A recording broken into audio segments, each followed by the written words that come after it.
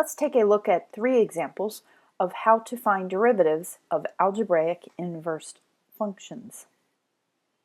In this first example, we are given the function f of x equal to square root of x that contains the point 9, 3, and we are asked to find the derivative of the inverse of that function at the x value of 3.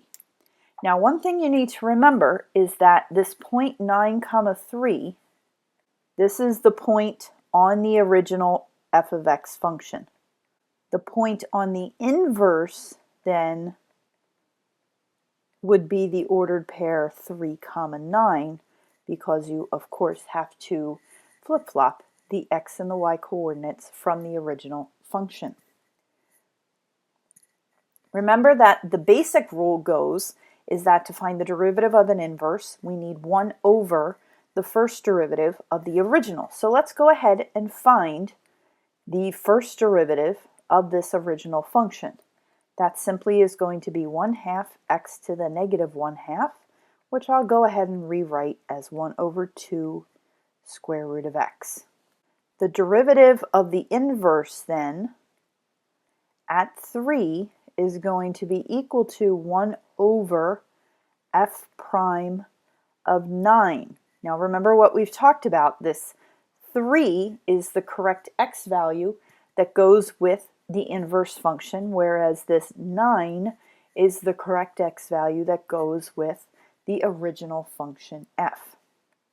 So we would have 1 over, now we need to substitute 9 in place of the x in the derivative. That gives us a derivative value of 1/6.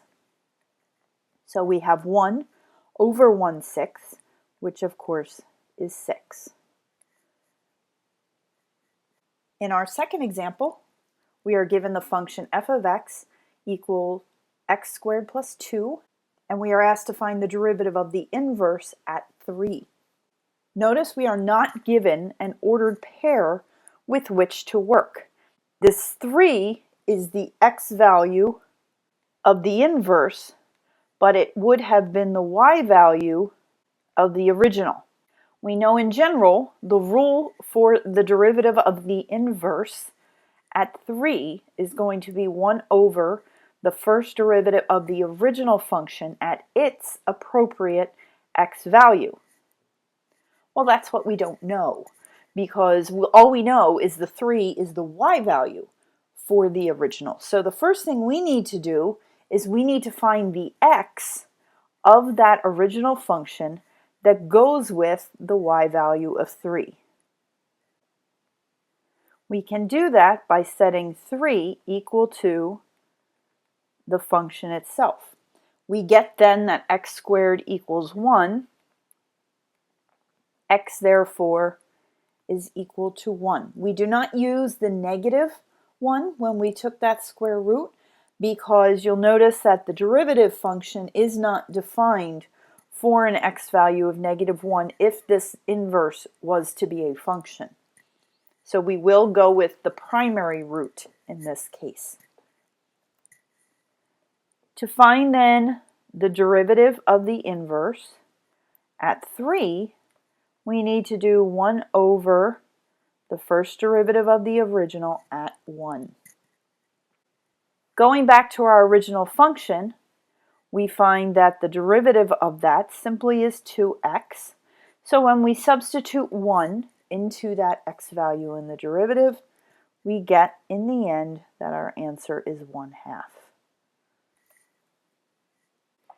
In our last example, we're dealing with the function f of x equals 2x minus x cubed, and we are asked to find the derivative of the inverse at -4. Once again, we do not have an ordered pair with which to work. We know this -4 is the x value, obviously, of the inverse, which makes it the y value off of the original. Once again, we need to find the x value that goes with that original function for which the y value would be -4. We can do that by setting the original function that we're given equal to -4. This is one that we would have to solve graphically, so feel free to do so on your graphing calculators. I would recommend inputting 2x minus x cubed as y1 and putting -4 under y2 and simply finding the point of intersection, and you find that x equals 2. Therefore, to find the derivative of the inverse at -4, we need to do 1 over the derivative of the original at 2. Going back to our original function, we find the derivative of that simply is 2 minus 3x squared. If we substitute 2 into the x in that derivative function, we get -10. Therefore, our answer for this is 1 over -10.